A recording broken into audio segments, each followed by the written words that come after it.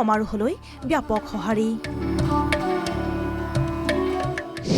অন্তিম দিনাও ঐতিহ্যমণ্ডিত ঢেকীয়াখোৱা বৰনামঘৰলৈ জনস্ৰোত পাঁচদিনীয়া কাৰ্যসূচীৰে অসম লাইভ 24 আৰু NRD গ্ৰুপৰ ঐকান্তিক প্ৰচেষ্টাত ঢেকীয়াখোৱা বৰনামঘৰত অনুষ্ঠিত কৰিছিল অসম ভিত্তিক ভাওনা সমাৰোহ ৰাজ্যৰ আগশাৰীৰ মুঠ 10টাকৈ ভাওনাৰ দলে অংশগ্ৰহণ কৰে প্ৰতিযোগিতাত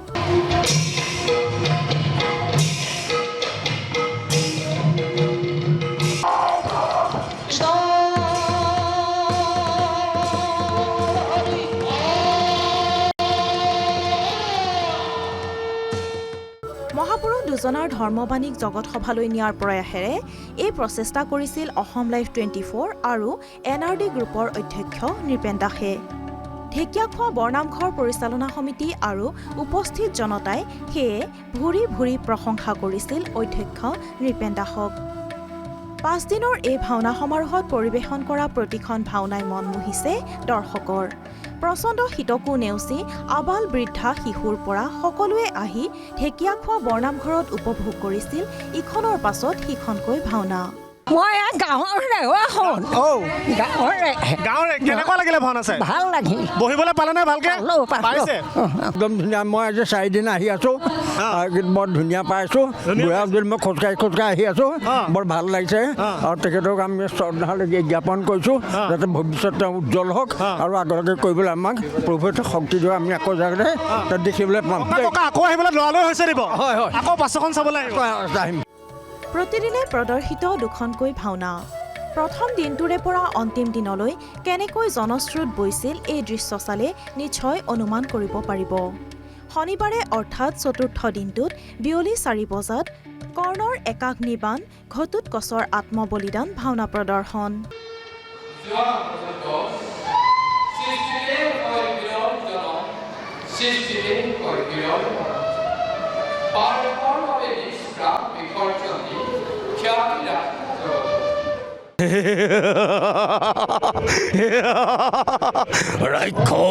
সময় অলম্ব মাতুল হকনিৰ হতুয়াই ছল কৰি জ্যেষ্ঠ পিতাকে পৰাস্ত কৰোৱাই অধৰ্মী দুৰ্যোধনে পাণ্ডৱক দিলে বনবাস বেটিয়নী আদৰ্শ সাংস্কৃতিক গোষ্ঠীয়ে পৰিৱেশন কৰা এই ভাওনা ভাগিলৈ প্ৰতিগৰাকী দৰ্শকৰ আছিল চমকপ্ৰদ সঁহাৰি গুৰুজনাই যি অমৰ সৃষ্টি সেই অমৰ সৃষ্টিৰ ভাওনা সেই ভাওনা ঢেকীয়াখোৱা বৰনামঘৰত এই ঢেকীয়াখোৱা বৰনামঘৰ আন এজন গুৰু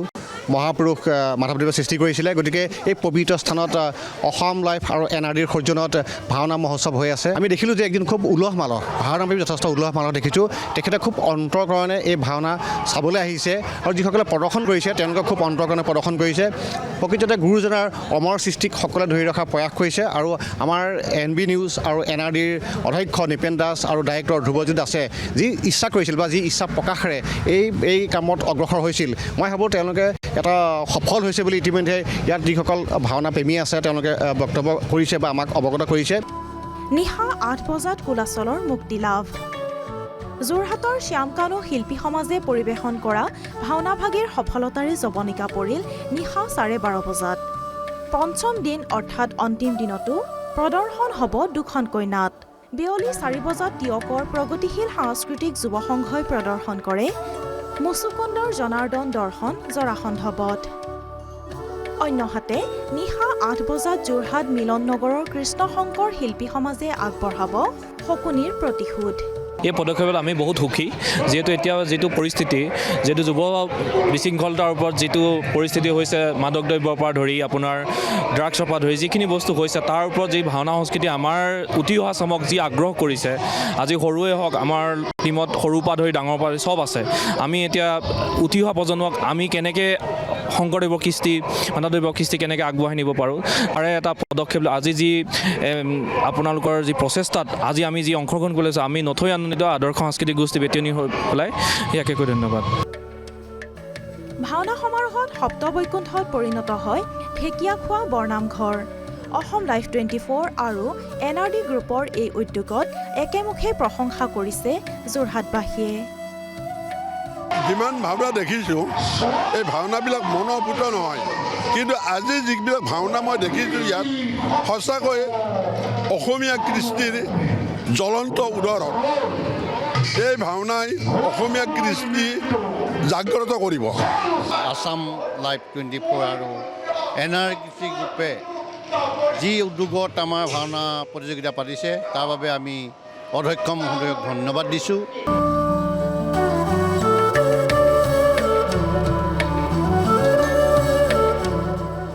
যোৰহাটৰ পৰা জোনজ্যোতি দত্ত বৰা, সুমন্ত মাধৱ বৰা, ৰজনীকান্ত বৰদলৈ আৰু মাধুৰ্য শইকীয়া, অসম লাইভ 24।